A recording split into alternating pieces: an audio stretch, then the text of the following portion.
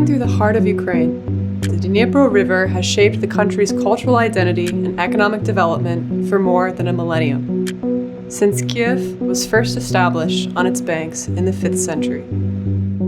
In modern Ukraine, the river remains a key pillar of Ukrainian national identity, a vital transport route to Ukraine's Black Sea ports, and an important resource for drinking water, fisheries, energy, and agriculture. The Dnipro River has helped power the development of the Ukrainian nation in the 21st century, but its significance has now made it a battlefront in Russia's war.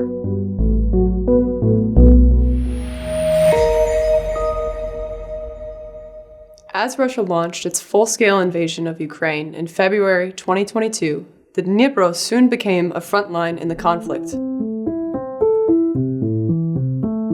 Running the length of Ukraine, the river has constituted not only a contested barrier separating the two armies, but at times a weapon used to gain the upper hand in the war. On June 6, 2023, Russian forces blew up the Kakhovka hydroelectric dam that stretched 2.5 miles across the Dnipro in southern Ukraine.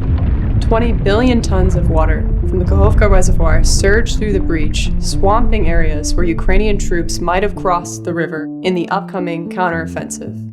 The flooding inundated over 50,000 buildings, submerged 620 square kilometers of land, and shut off sources of electricity, drinking water, and irrigation for many thousands of people. The destruction of the dam caused unprecedented devastation. Yet it is just one example in a series of cases of the Dnipro being weaponized by both sides in the war, to the detriment of civilians across Ukraine. Even before the full-scale invasion, water was a point of conflict between Russia and Ukraine.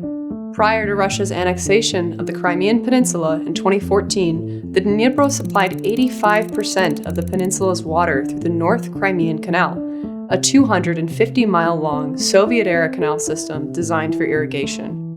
When Russia seized the peninsula, Ukraine dammed the canal in retaliation, leaving the region with limited freshwater resources. Russian forces exploded the barricade dam just days into the full-scale invasion, achieving one of their earliest wartime objectives. In March 2022, as Russian troops maneuvered towards Kiev, Ukrainian engineers breached a dam on the Irpin River and opened dam gates on the Tetriv and Zhivoyezh rivers, tributaries of the Dnipro, blocking Russia's advance by flooding approaches to the capital.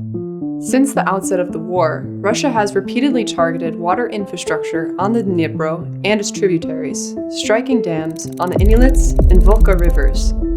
Likewise, Russia has regularly attacked the water supply and wastewater treatment systems of cities and towns across Ukraine, cutting off access to safe water and sanitation. Throughout the conflict, the Dnipro River has been both a tool and a victim of war.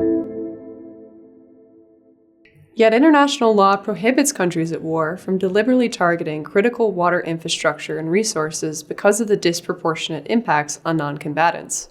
Both Ukraine and Russia are parties to the 1949 Geneva Conventions and their additional protocol, which forbids destroying objects indispensable to the survival of the civilian population, such as drinking water installations and irrigation works.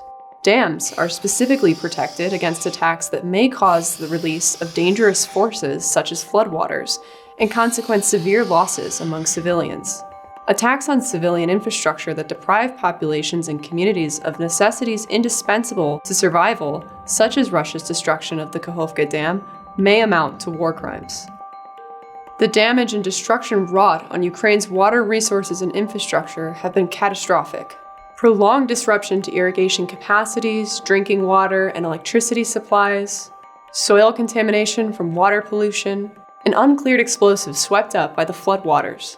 These challenges could undermine the longer-term economic viability and social cohesion of much of this region, which has long relied on the Dnipro River.